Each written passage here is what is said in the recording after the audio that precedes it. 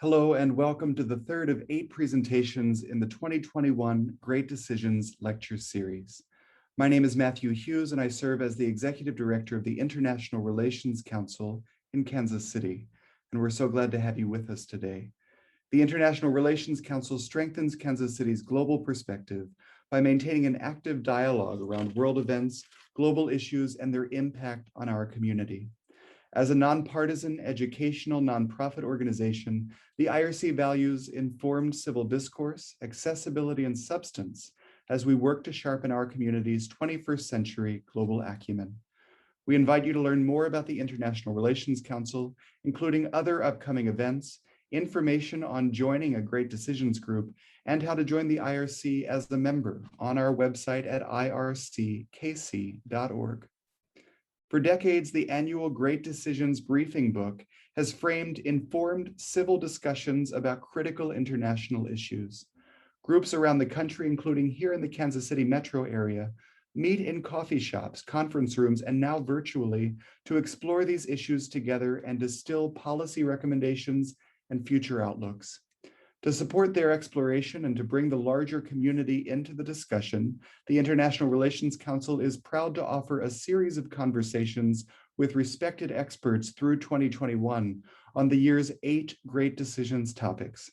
We warmly welcome diverse perspectives and invite your engagement with these foreign policy issues from work, from home, or wherever you might be.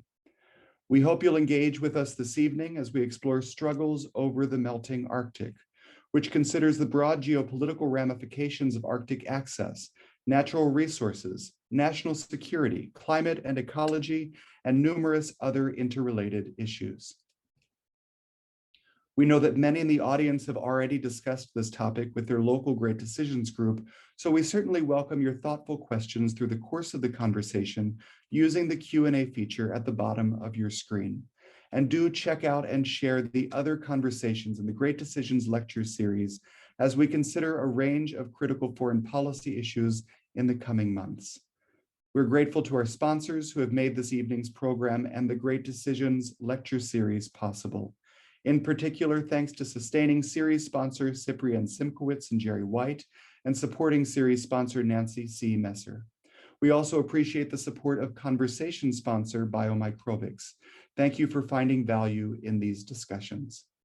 I'm now pleased to introduce our moderator for today's program, who will introduce our speaker and help us navigate the conversation. Lisa Christensen, President and CEO of the Alaska World Affairs Council, our sister council in Anchorage, was born and raised in Alaska and holds a degree in economics and accounting from Claremont McKenna College. She worked as a CPA in Seattle and Zurich, and then helped establish a financial analyst group for the energy division of a major oil company in Oslo, Norway. As a dual Norwegian and US citizen, her interest in world cultures has taken her to many exciting places, including her return to Anchorage, where she is the Royal Norwegian Honorary Consul for Alaska.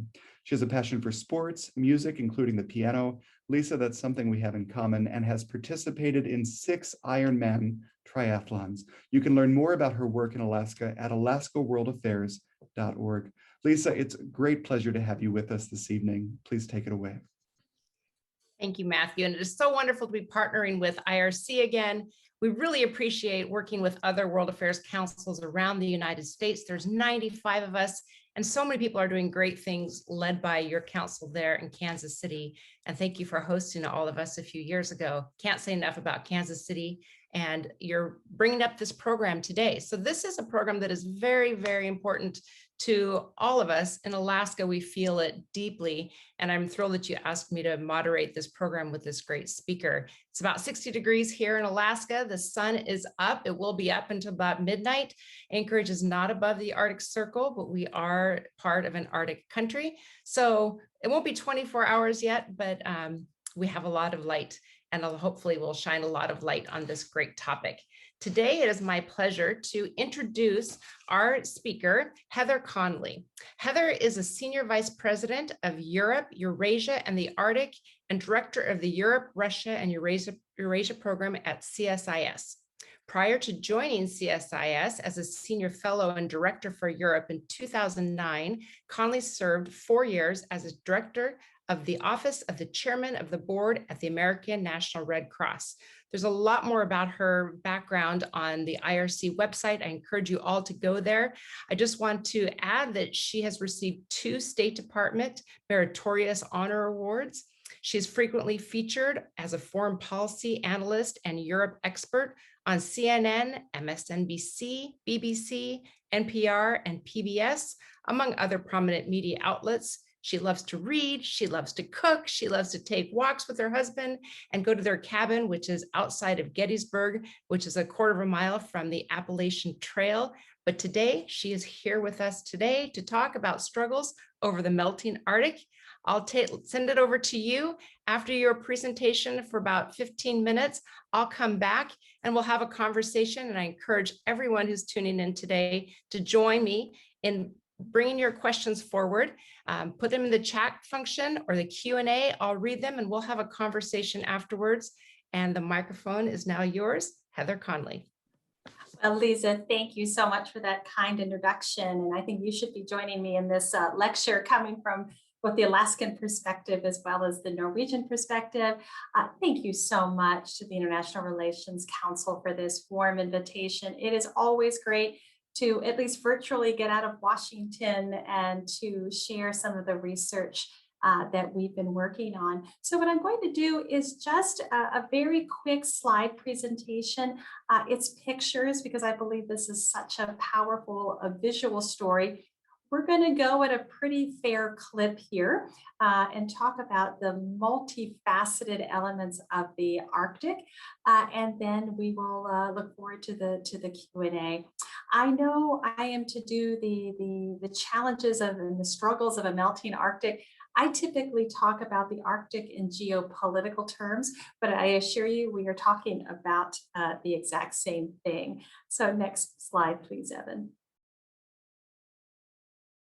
So I always think it is important to get your mental map before we even begin to talk about the Arctic, because for so many people, the map is quite flat and you don't get this perspective as you are looking at the North Pole. So in the middle of this picture, the North Pole is your center. Now I want you to look north and see how large Russia is.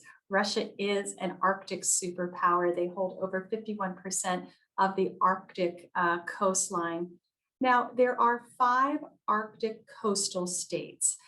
These countries have actual coastline within the Arctic Circle. Of course, Russia, the United States, because of Alaska, Canada, the Kingdom of Denmark, because of Greenland, and then finally, Norway. Those are the 5 coastal states. Now, you see Finland, Sweden, and Iceland on that map. They are truly near Arctic states. China views itself as a near Arctic state, and we'll talk about that in a little bit. But Finland, Sweden, and Iceland are so close. They don't have coastlines, but they are part of the Arctic Council. And we'll talk about that as well. That's an intergovernmental forum that focuses on environmental protection and sustainable development in the Arctic. So sometimes I will refer to the Arctic 5, and those are the 5 coastal states. Sometimes we talk about the Arctic 8, and that includes all of those 8 countries there. But again, it really changes your view on the land mass. Again, the Arctic is the Arctic Ocean, and it's surrounded by land. Don't confuse that with Antarctica. It's the opposite, land surrounded by water. So because it's surrounded, this is water, the governing framework for this region is the Law of the Sea Treaty, and we'll talk about that a little bit. Evan, I know you're anxious to get to the next slide. Let's go to those pictures. This is the great part. I think we all get into international relations because we have a deep love of history, and I always go back to the history of the Arctic, particularly for an American audience, for us to really understand how important the Arctic is strategically for the United States. And again, just look at our history. This is from the Second World War, even before Alaska became a state, defending the Aleutian Islands from Japanese attacks. So it was an important defensive avenue of approach for us. but it was also an absolutely vital supply line to our then ally during the Second World War, the Soviet Union. Of course, those Murmansk supply lines. What makes the Arctic strategic? It shortens distances, whether that's supply lines like the Murmansk supply line, or whether that is today's modern cruise missiles. It also shortens information through undersea cables. So it is, or ships. So it's all about shortening distances and thinking about the commanding heights, if you will, the strategic avenues of approach to the United States from the North Atlantic, as well as from the North Pacific. Next slide, please. So even then, of course, after the end of the Second World War and on to the Cold War, we understood that the Arctic was incredibly important to defend the United States. This is a picture of President Dwight Eisenhower's distant early warning line or DEW line. This is a missile defense architecture, again, to protect us at that time from Soviet missile strikes. Next slide, please. And today, this is what the modern missile defense architecture looks like for the United States. So on your left, you see our modern missile defense architecture in Fort Greely, Alaska. This is primarily designed for intercepting missiles potentially from North Korea.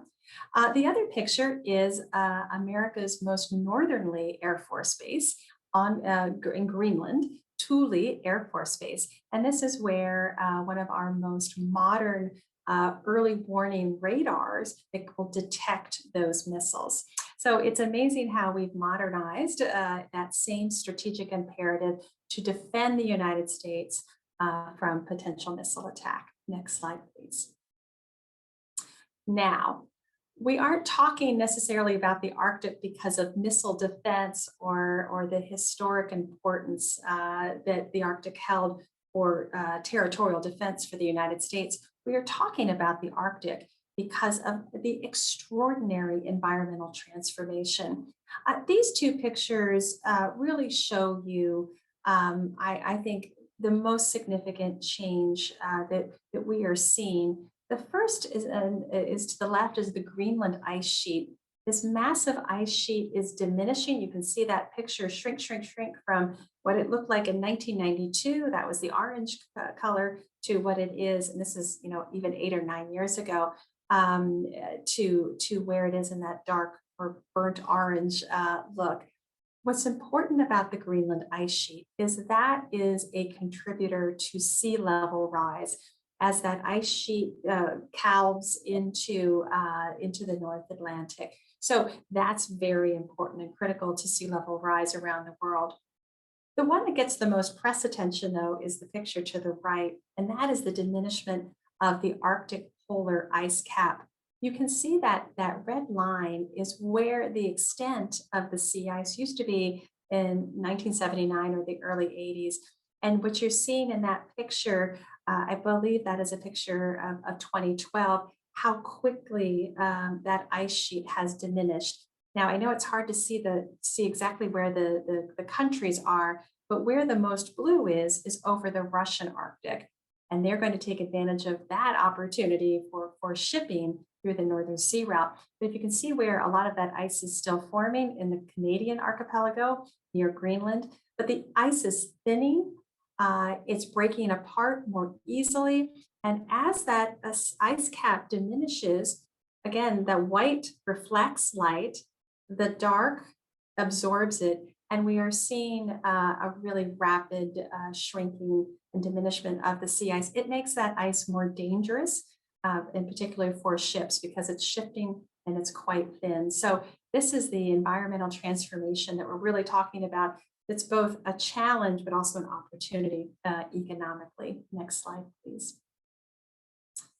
We're also seeing really important changes to the Arctic ocean water. To the left, you see these algae blooms. As the waters are warming, this is actually becoming quite dangerous, particularly to mammals. We're seeing ocean acidification occurring, and this is a great concern to fishing stocks as well. These are just dramatic changes that we are seeing in the Arctic. Next slide, please. So there are both challenges and, as I mentioned, economic opportunity. So we've certainly, and this is a bit pre-pandemic, we were really seeing a blossoming of Arctic ecotourism, people that wanted to visit the pristine Arctic before things too rapidly melted. I don't know if anyone who's participating has been on a wonderful Alaskan cruise or has done some cruising elsewhere. This is a wonderful opportunity, but it's also a challenge for search and rescue, also for added pollution into very pristine areas. We're also seeing really important shifts to fisheries. Everyone, and Lisa can talk about this, how important the fishing industry is to Alaska, where we get all that amazing seafood. Well, we're seeing anecdotal evidence as waters warm, those fishing stocks are moving farther north. They are shifting traditional fishing grounds. This, of course, affects industry, but it really affects the indigenous communities that survive on subsistence hunting. And so these patterns are really, really shifting. And for example, the Chinese are very interested in those fisheries for their own diversification of their protein sources. So fisheries is a very big issue, moneymaker for countries and economies, but also a real shifting asset in the Arctic. Next slide, please. I mentioned shipping. So this is one of the, at least the Russian government would tell you, the real benefits of climate change for the Russian economy, that diminishing sea ice is allowing new routes to take hold. The one above the Russian Arctic is called the Northern Sea Route. That is all those squiggly blue lines to your right over Russia. There is a passage through the Canadian archipelago, the Northwest Passage. That passage is not used as much, in part, as I mentioned, because the ice is certainly denser. There's less population and infrastructure through the Northwest Passage. It's not as used as much. The Northern Sea Route, though, has population and infrastructure, and the Russian government is very ambitious in its vision for the potential future use of creating a major shipping route across the Arctic. But that big, thick red line down the middle, that's the transpolar route. And that route is of particular interest to the Chinese. They don't have to go through Russian territorial or waters or their exclusive economic zone. They're going through the international waters around the North Pole. It reduces shipping time. Even the Northern Sea Route, it can knock off 30% of global shipping from east to west. But as you can see at the very top of that map, all of those ships must traverse the narrow Bering Strait.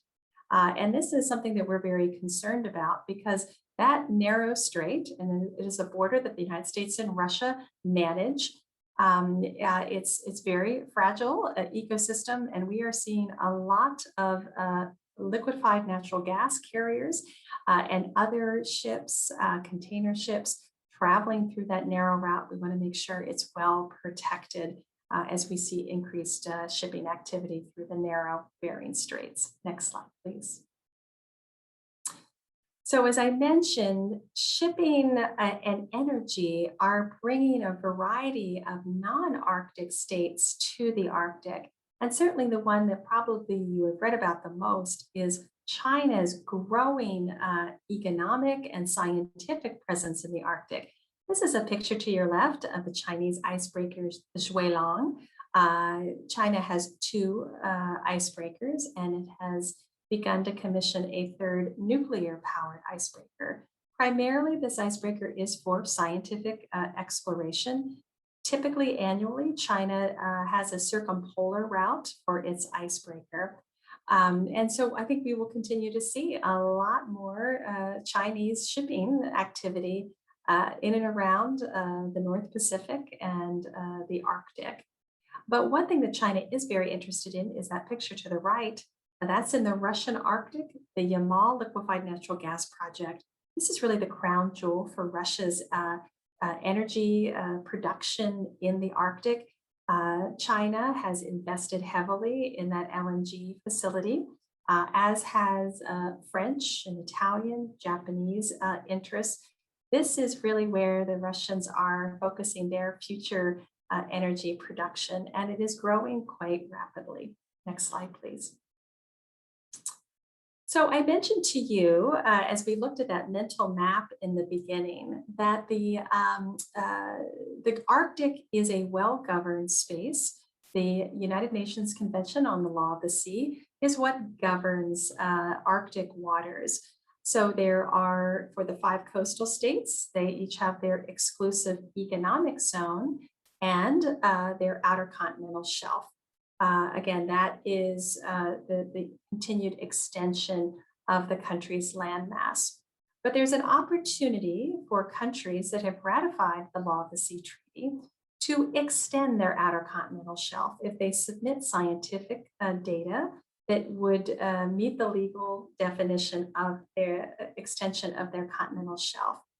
Unfortunately, the United States is unable to submit scientific evidence to extend its outer continental shelf because the United States Senate has not ratified the Law of the Sea Treaty. So we're the only one of the 5 coastal states that cannot submit claims. But the state that is the most eager is Russia. Since 2001, they have repeatedly submitted scientific claims to massively increase their extended outer continental shelf. And this is a map of some of their claims. It would be significant swaths of the Arctic, including the North Pole. They just recently, in April, gave more scientific data to extend it even further. The United Nations has not yet ruled on their claims. And even once they rule, Russia would have to negotiate with Canada and the Kingdom of Denmark because they have competing claims to the same area. So this is something we're watching very closely.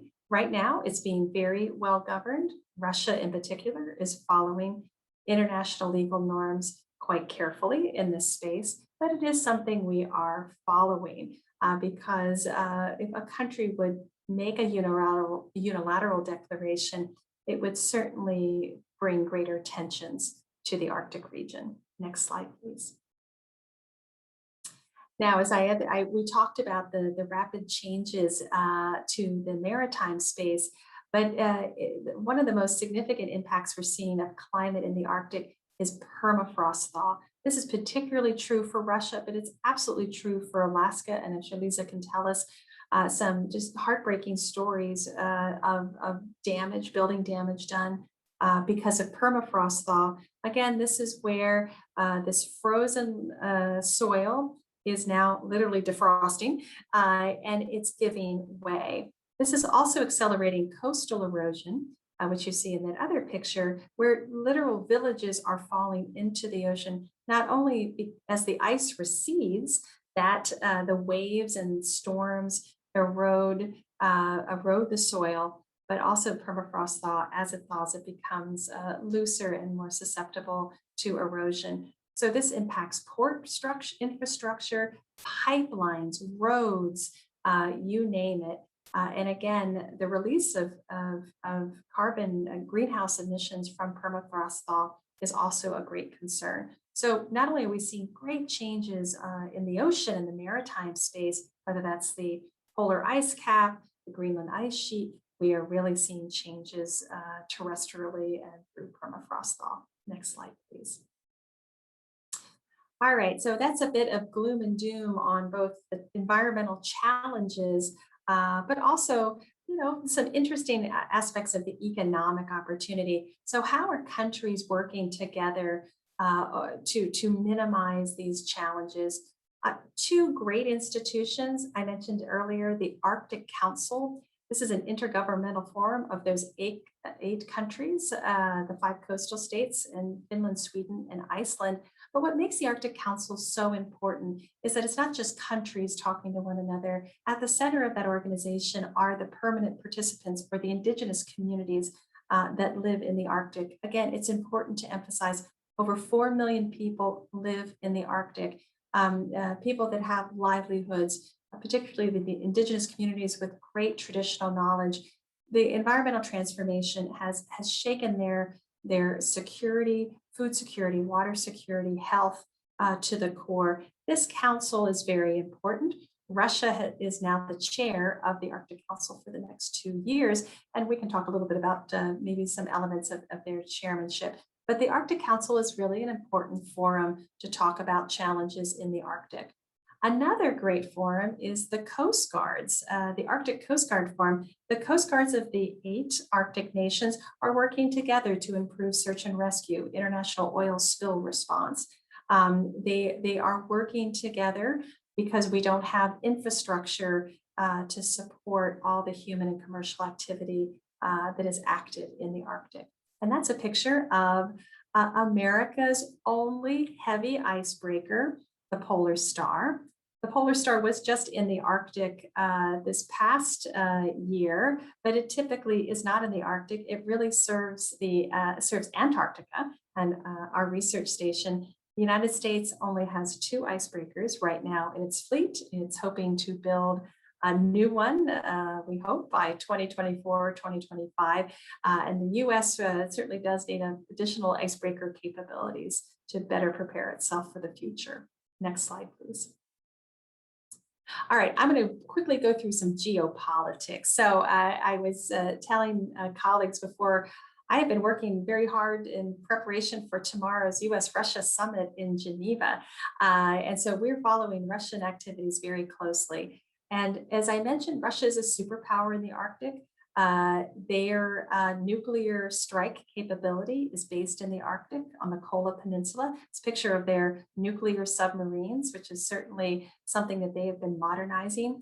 But Russia has been increasing its Arctic military posture, reopening airfields, putting in some significant military hardware and capabilities. And Mr. Putin is very closely associated with Russia's Arctic development. He frequently visits Russia's military exercises in the Arctic.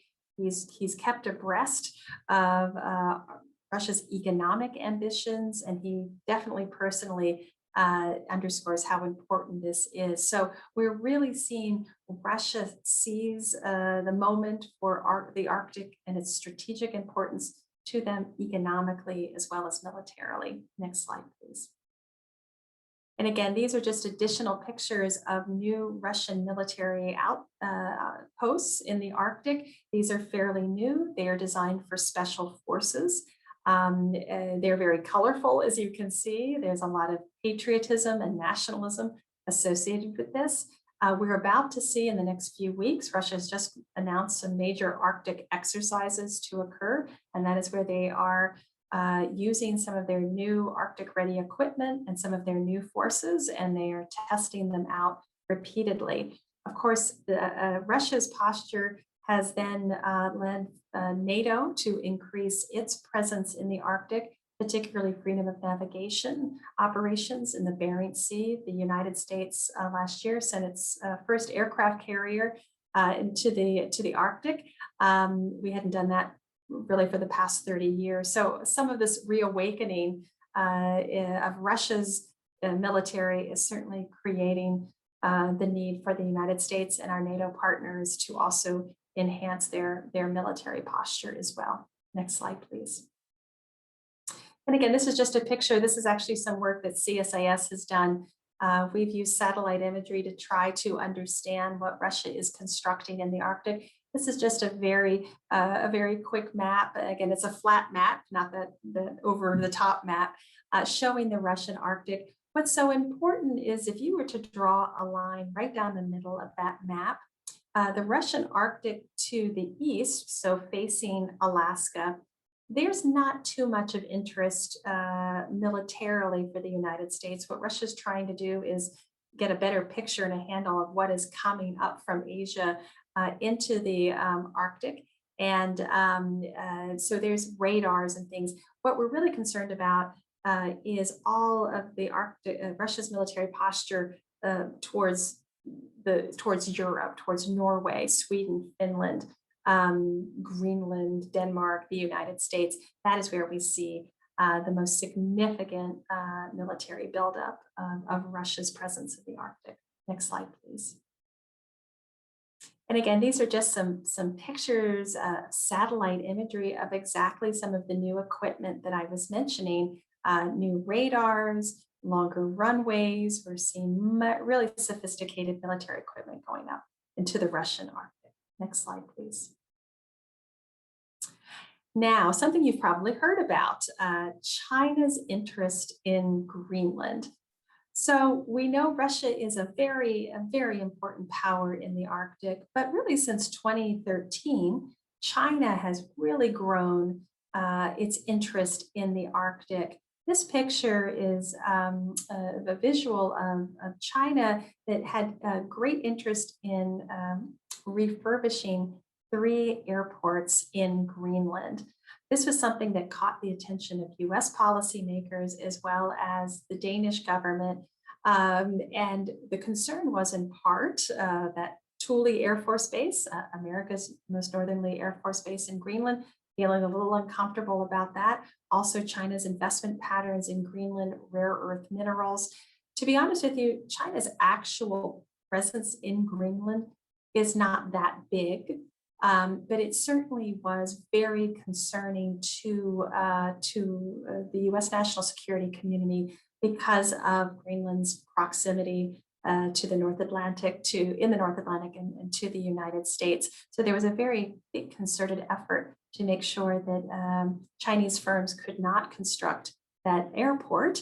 In fact, in a recent change in the Greenland government, they've actually shut down the mine that there were Chinese interest in mining. So there has been a real shift. But China's economic interest, its scientific interest in the Arctic is something that has the attention of US policymakers. This is why most recently, US Secretary of State Tony Blinken spent quite a few days in Greenland and in Denmark and at the Arctic Council meeting, really demonstrating that the US is trying to renew its leadership in the Arctic. We've just opened a new consulate in the capital of Greenland in Nuuk. So you're starting to see where America's presence is trying to somehow get back into the game where we've seen greater Chinese interests as well.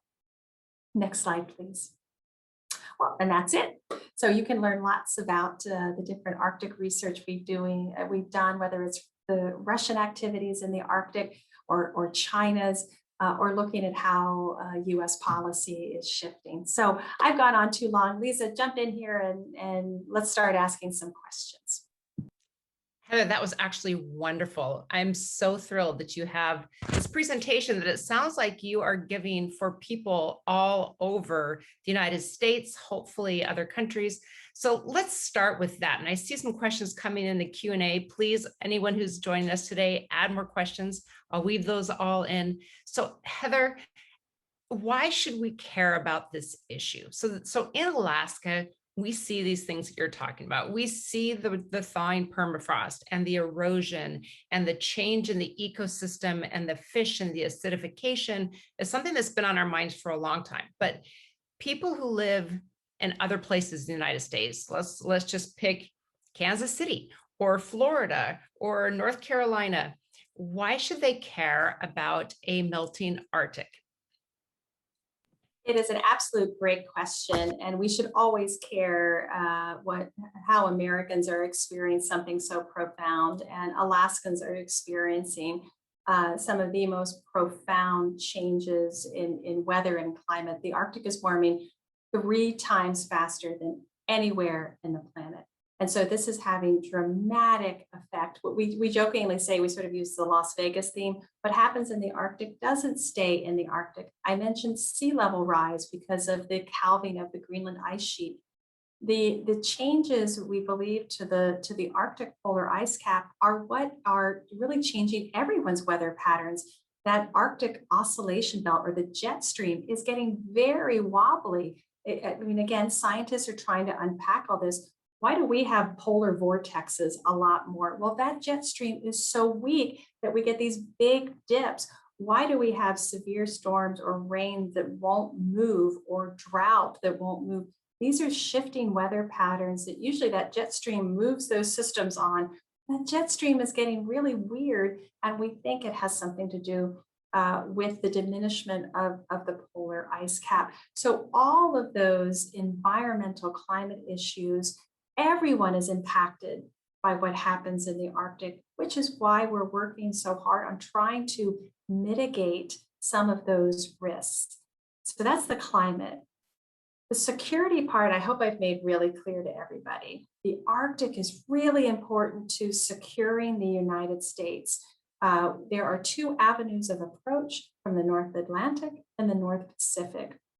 And just as much as we'd love that we can shorten distances with ships and undersea cables and communication, it also can bring things that we don't want, missiles and submarines. So we just have to protect the United States, and the Arctic's a really important place that we can protect the United States. And here's the other good news. We have great allies and partners in the Arctic.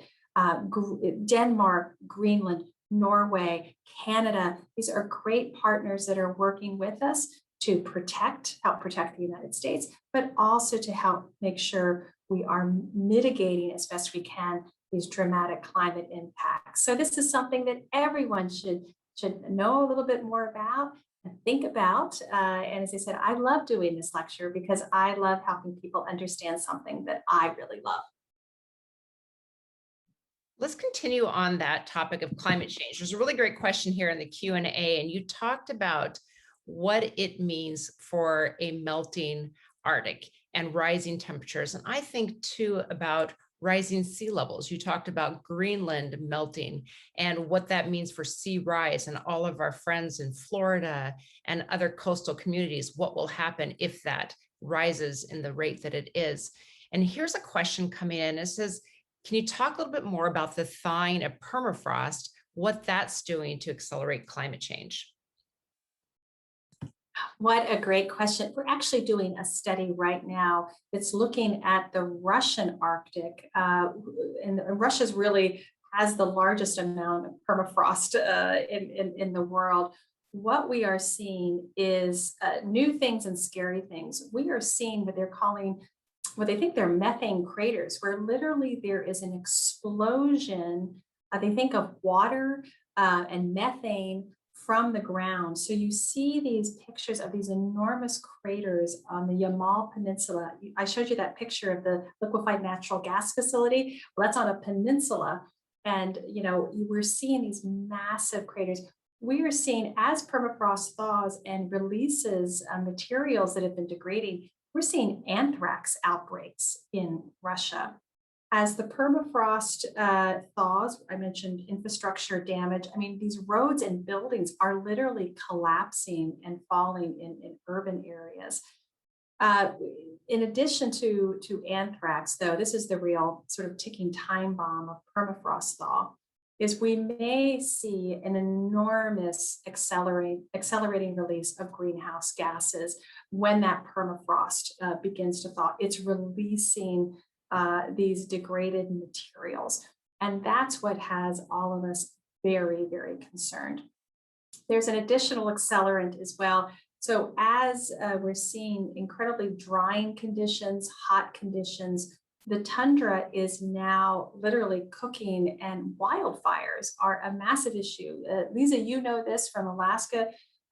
We're seeing, and Russia is also experiencing this.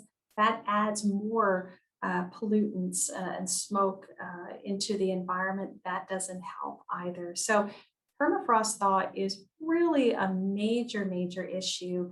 We're concerned, again, getting back to Russia a little bit.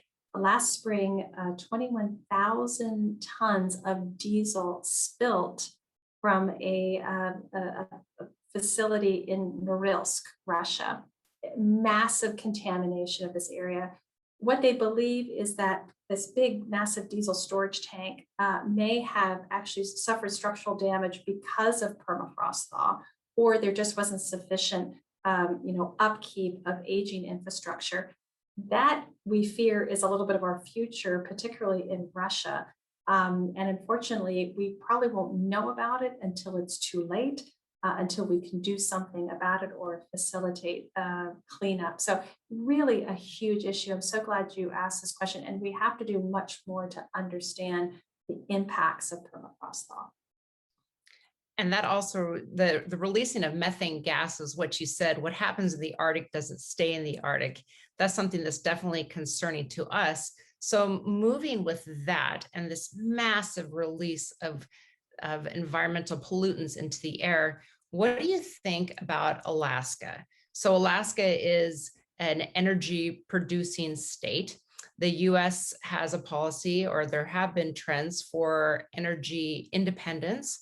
How should we balance a desire for energy independence and also environmental importance? This is such an important question for Alaska. And Alaska isn't the only, you can see similarities in Russia's challenges, in Norway's challenges. So just to speak very specifically about Alaska and talking about history, Alaska was so essential to America's energy independence, the Trans-Alaskan Pipeline. That was such an important source. But there's been a big evolution in energy, particularly beginning in 2008 with the discovery of unconventional oil and gas. So the continental US also has an abundance of energy. So now we're sort of at this inflection point about Alaska's energy. And do we reconfigure it? Is it something that's more for export if the United States does not need it as much? Should we not invest in Alaskan energy because of climate? Should we do and work with the state of Alaska to diversify their economy, moving them away from their budget's dependency on fossil fuels? The problem is with US policy, we haven't, as a country working closely with the state of Alaska, made a decision on this. We just sort of swing back and forth depending on what administration is in place. So the Obama administration put a lot of moratorium on Alaskan energy exploration. And we also had a big company, international company, Shell, spend a lot of money in investing in future offshore exploration, and it didn't work. Prices shifted and it got riskier. And for a lot of reasons, they decided to not go forward with that. Of course, you had the Trump administration saying, let's do this. Let's produce energy. Now you have the Biden administration rolling that back again. You can't have those swings. We have to make, I think, a decision. I would argue, people need livelihoods. This is not a switch that you turn on and off. We need to give people dignity of purpose, but I would rather invest in helping Alaska diversify its economy, leapfrog into new technologies, and try to balance its state economy a little bit better, because that's how the future is going to look. But making sure that we have a good development plan for Alaska. Now, this is really controversial because there's so many different ways of thinking about that. But I really do see Alaska needing to decide on a direction and really invest in its future economic diversification, starting to move away from fossil fuels. If you believe that the global economy is now going to start decarbonizing, how do we get Alaska ready to be super successful in a decarbonized economy? Okay, so moving on, that is interesting how you talk about Alaska's role in this discussion. I also think about Indigenous peoples' voice. You mentioned the Bering Straits and shipping routes being able to come through this bottleneck between Alaska and Russia. And we have a big native corporation, the Bering Straits Native Corporation, that has a lot of people and operations right there in that. And they're also very, very concerned about this. How much of a voice do Alaskan Native and Indigenous peoples have in Washington, D.C. that you're seeing when it comes to these issues that you're talking about? There is a voice. It can always be stronger. And as I mentioned, one of the unique features of the Arctic Council is that the permanent participants, the Indigenous communities, have a seat at the table beside the countries. That, to be honest with you, we need to harness the knowledge, the traditional knowledge of the indigenous communities to help us understand the climate transformation that is happening. So their role is essential. The problem is, in some ways, we are compelling a lot of the leaders of these indigenous communities to hop and skip and jump from one international meeting to another. I don't know how they do it. I don't know how they see their families. They're constantly trying to engage with on the international level. It's incredibly difficult. We need to support them in their efforts. There's not agreement among the indigenous communities. Let's be very clear. Some are very supportive of economic development. Others are very reluctant to move forward with sort of bold economic development. Some indigenous communities are quite susceptible to outside influence. We've seen anecdotal evidence of China trying to influence indigenous communities to get them to support their interests. So there's a vulnerability here. There's a climate vulnerability, obviously, and a livelihood vulnerability. But indigenous communities really do play quite an important role in how we think through this, not only in Alaska for US federal policy, but at the international level as well. But they are stretched and strained to manage all of those demands and the demands of their own community. The socio-health indicators of many of these indigenous communities are frightening, and we need to do more to support them in this moment of change. Okay, I want to get to China. Before we do that, here's a good question. So this person is asking, they don't really see a great advantage for a melting Arctic except for shorter trade routes. So the comment is, our question is, are rare earth minerals thought to be more common in the Arctic region than elsewhere? And if so, that could be a game changer. But outside of hostile military objectives, they don't see a great advantage except for shorter trading routes of a melting Arctic. What do you think about that? I feel like I'm going to put if I was advising the Kremlin, if I was the member of the Russian government, I'd say, oh, there are so many economic benefits to a rapidly melting Arctic. The shipping lanes, energy exploration, oil and gas. We can go into this energy-rich Arctic and replenish ourselves. You're right to talk about strategic minerals. The Arctic is one of the richest areas in nickel, zinc, iron ore, palladium, the rare earths, all those important minerals that we need to run our cell phones and our batteries. It is rich. So the mineral resources are very, very important. I mentioned fisheries, protein. As fishing stocks are depleted around the world, the Arctic could be an abundantly rich source of protein. So that's an area of wealth as well. So that is all the economic benefit. Now, the challenge is the more humans you put up in the Arctic, if you don't have search and rescue, if you don't have the proper oil spill response, and heaven forbid you have an accident, that's really the challenge here. The benefit has to come with the infrastructure and the capabilities of managing that activity. And this is our concern, certainly in the narrow Bering Straits. If we were to have a massive, whether a mass casualty incident like a cruise ship, once we get going after the pandemic comes to an end, or we have a massive oil spill, and we know from the Valdez accident how unbelievably destructive that can be.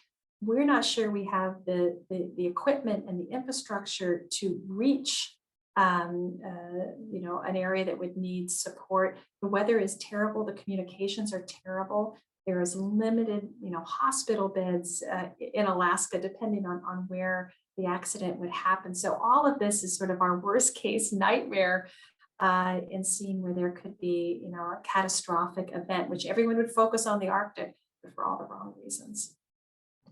You are so right. I hope that everybody heard that, because we think about that a lot. Hospital beds, there really aren't that many. We have cruise ships that are coming up through Alaska to see the Arctic. It's melting. And if anything goes wrong, rescue and taking care of that it seems impossible. But okay, let's move on to China. So you mentioned China, and being at Alaska World Affairs Council events, I hear a lot about China's Belt and Road Initiative. What I don't hear is China's declaration you mentioned in 2018 about the expansion of the Belt and Road Initiative to include the Polar Silk Road. China has said very clearly that we want to expand this Belt and Road Initiative to go through the Arctic in their Polar Silk Road. And while I hear people lamenting on how we didn't see the Belt and Road Initiative coming, what are your thoughts about the Polar Silk Road, which has been announced, and there are some steps that indicate that this is happening? Are people listening? Is Washington, D.C. concerned about this? Is there an opportunity for the United States to be proactive? What should we do? Yeah, I think there's certainly a lot of focus and interest in understanding what China is doing in the Arctic. I will tell you from an analytical perspective, it's a lot of hype. And so what we're trying to do is not let the headlines sort of lead the conversation, but what is actually there. Many times China makes a lot of announcements and they look big. And then we look and go, well, what's actually there? And it's fairly small. So you do have to sort of manage hype and reality. So China is interested in the Arctic. It's a diversification strategy for them. It's not a major, region for their investment. However, they are looking at shipping diversification in case the Straits of Malacca were to be closed due to conflict or tension. That's an alternative route.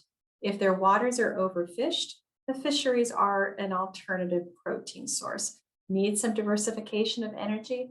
Probably Arctic is going to represent about 8% of fulfilling China's energy needs. So it's certainly, yes, interesting, but it's not going to be massive. And what I see China doing, and it's going to be much more interaction with Russia. So you mentioned the Polar Silk Road. Well, this was something that Vladimir Putin was very eager to get that Chinese investment in the Russian Arctic, in the Northern Sea Route, in energy production. Why? Because since 2014, the West has sanctioned Russia, and particularly US sanctions have forbidden US companies to engage in Arctic oil and gas exploration. We have limited how much financing can be turned over or rolled over with longer term energy investments. So this is in a way has forced Russia to look to China for more financing. And China sort of feels like, well, I'm interested, but I really want a low price. And so the Russians are getting a little frustrated because they'd like to see more investment. And the Chinese are sitting back and going, yeah, well, when you get to my price, I'll be a little bit more interested. So it's a very, it's a very uneven relationship. But I do want to emphasize one thing, and this is very specifically for Russia rather than China. The Arctic is existential for Russia.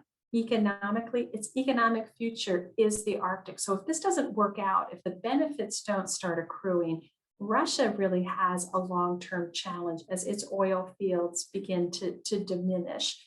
Secondly, the Arctic is critical for Russia's military survival. It's their nuclear second strike capability. It's how they reach the North Pacific and the North Atlantic unfettered.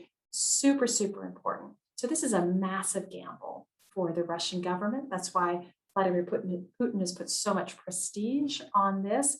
But if it doesn't work out in the future, Russia has a huge challenge in its own right economically. So while China's interested, it's essential for Russia. Okay, I want to bring a question here from someone from Alaska. And this is really interesting because, so as a Norwegian honorary consul for Alaska, Norway, like Russia, has the Arctic as their number one foreign policy priority. I wouldn't say Russia has it as their number one foreign policy priority, but Norway is their number one foreign policy priority. There's a lot of interest and a lot of emphasis on what is going in the Arctic and being proactive. So the question coming in from Alaska that says, writing from Alaska and the Alaska World Affairs Council, For many years, through Democratic and Republican administrations, it seems the US has ceded its place in the Arctic. So recently, there's been a congressional approval of one icebreaker, but otherwise, the US has not strongly staked its claim in comparison to other states, and it's not developed its coast guards, ports, et cetera, to protect and assist global shipping that will so strongly impact our shores, not to mention economic opportunities. And here's the question: is there hope for US engagement? Oops, that is such, that is such a wonderful question. Thank you so much for both the description as well as the question. I'm a beneficiary of the Arctic being Norway's #1 foreign policy objective, because some of the initial research funding that we received was from the Norwegian Research Council to help Americans understand how important the Arctic is to the United States. So I am a product of great Norwegian investment.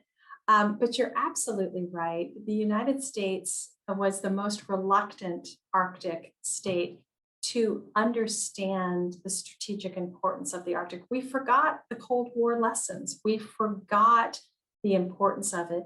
I think in part it was, we didn't want to pay for it. I mean, I'll be sort of very honest with you, and that's sort of the expression with the icebreaker. We have known that the American icebreaker fleet is woefully undersourced. We've known that for 15 years. We haven't done anything about it. It's expensive and it didn't seem like it was a priority. The problem is, by the time we decide it's a priority, it's already too late, because it takes many, many years to construct an icebreaker and to develop those capabilities that we need. So we're already very, very late. The question that you're asking about, a deep water port, we do not have a deep water port in the American Arctic. If there would, again, God forbid, be a major incident, we would not be able to port ourselves and to be able to respond to it. This is a dereliction of duty in my view. But the only way, this is the tragedy of US policymaking writ large, the only way it will get attention if there is a crisis. And by the time you have a crisis, you're already eliminated all of your options. It's the most expensive and the least effective approach. We needed to prepare for this 15 years ago, and we were otherwise rethinking our priorities. But the good news is, as I mentioned, we have great allies and partners in Canada, in Norway, in Denmark. And what I hear US policymakers talk about more, and it's extraordinary, when policymakers testify before Congress, and the Alaskan congressional delegation every day wakes up and says, what are you doing, State Department? What are you doing, Defense Department? What are you doing, White House? I mean, they're on it. They've been fantastic. But policymakers now talk about allied capabilities more than they talk about American capabilities. Why? Because we have so diminished our Coast Guard capabilities. And I've never been in that position where I see senior US policymakers talking about our allies and their capabilities and how important they are to us. And we're not talking about American capabilities. So we have a ways to go. We're a lot better place than we were 8 years ago, 10 years ago, but we're pretty behind. We are running out of time, but I want to just one more quick thing. So I've had the pleasure of being involved with the World Affairs Council for over 14 years. And one great thing about members and listeners of the Alaska World Affairs Council is we want to know what we can do to make the world a better place and to do the right thing. So if a melting Arctic is something that we should care about, what should we do? Oh my gosh, what a fantastic question. Well, I think we have to start, and when I say we, sort of the continental US needs to start being more mentally and physically aware of what Americans in Alaska are experiencing. That it's, it feels like, well, that's not a problem we need to worry about. That's not us. As we mentioned, it is us. We're going to experience these impacts just as Americans are in Alaska. I think the opportunity, Lisa, and we've been trying to think about how to do this, is this is really connecting with the next generation. I have to say this, young people care deeply about climate, but we have to connect those dots between caring and understanding impact and then moving policy to address it. That's the missing piece. So I would argue it's education, it's what we're doing today, talking about it, helping people understand all the many facets of it, educating young people and being active. Don't allow a policymaker to say, I'm sorry, I know you're interested in this and this is important, but I've got all of this in front of us. Well, we've got to start making this important and starting to move policy. We're already very late to this. And I don't want an accident, an incident, a military incident to then wake everybody up. That's not good policy. Good policy is saying, I know this is going to be, this is important. We have to address it now. Let's build up some urgency. So I think that's what we collectively have to do. And I hope Alaskans help remind everyone that they have to wake up and think about this every day. Well, Matthew, send it over to you. It was such a pleasure to spend this hour with you, Heather, and everybody here at the World Affairs Council and IRC. And Matthew, thank you for bringing us in and partnering with us. We think you guys are great, and Zoom makes us even more connected. Well, Lisa, right back at you. And both of you, Heather and Lisa, this has been an absolute treat to dive in so deeply to the Arctic, which is something we don't tend to do in Kansas City. I'm really pleased that this was included in the Great Decisions series this year. I'm pleased that we were able to talk about so many different facets of this very important topic. So Heather, thank you. We will of course welcome you to Kansas City with open arms whenever you'd like to visit, you and your CSIS colleagues. And Lisa, we'd love to have you back in town. We are also grateful to everyone who attended this evening's program, whether you're watching live with us or you'll watch the recording of this after the fact. Thank you again to our sponsors for this series, Cyprian Simkowitz and Jerry White, as well as Nancy C. Messer, and our sponsor this evening, Biomicrobics. We have some other great programs coming up for you at the IRC. Check us out at irckc.org, and also visit the Alaska World Affairs Council online at alaskaworldaffairs.org. Thanks again, everyone. We'll see you very soon.